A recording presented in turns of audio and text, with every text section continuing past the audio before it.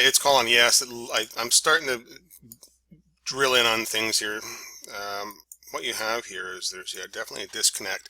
The links to the library files are missing or broken, and that's what the problem is. That's why things aren't showing up. Now, the teachers, when they're uploading the page, are they uploading it through the FTP and Expression Web? Put it this way. The site that they are, when they're uploading a page, do they have an entire copy of the site or just a copy of the page? Because what's happening is if they're uploading with the FTP via Expression Web, that's probably what the problem is. You probably need to do it with the way it's set up by the looks of it. That's problem number one. Anyways, the biggest problem is the folder name. There's a space in it. You can't have spaces in the folder name. That would have to be school underscore or school hyphen website. So to start off with, I'm going to suggest that you rename the folder.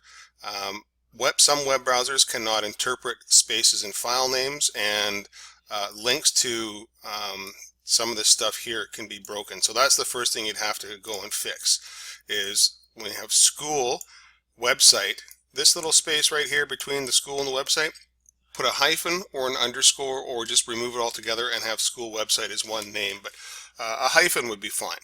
Okay, so the folder name needs to be renamed with a hyphen. Okay, that's sort of the starting point.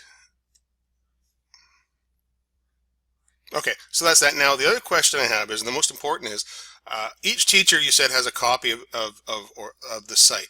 Now what they would need an entire copy of the site. And what you could actually do is you can take your entire site with all the folders and give each teacher everything. Like they would have to have the library folder, the site folder, all that, so those things there with the library pages in it, and then their folder. You can take out the other pages that they don't need to edit, but they need a copy, an entire copy of the site, right, including their page, including the library and the site folder, right?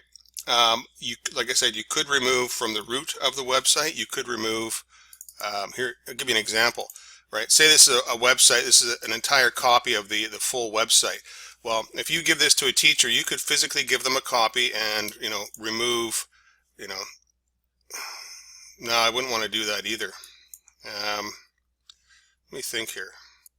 Yeah, I know what you need to do. What you would have to do is, say you give this to a teacher named Frank.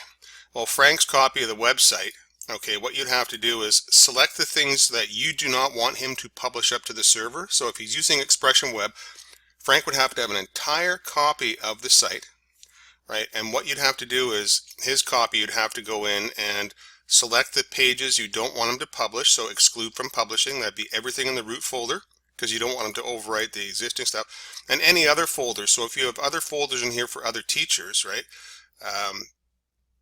Let's say enhancements, exclude from publishing, and you can go through and do all the exclude from publishing things and just give them access to publish the files or the pages that he has access to. That's how I would probably set it up. But he'd have to have an entire copy of the site that originally mirrors what's on the full server right now, right? But the way it looks to me, either there's a problem with the folder name, or he just has a copy of the web page itself and he doesn't have the rest of the site, which wouldn't make sense. I can't see how that would be easy to edit if that's the case.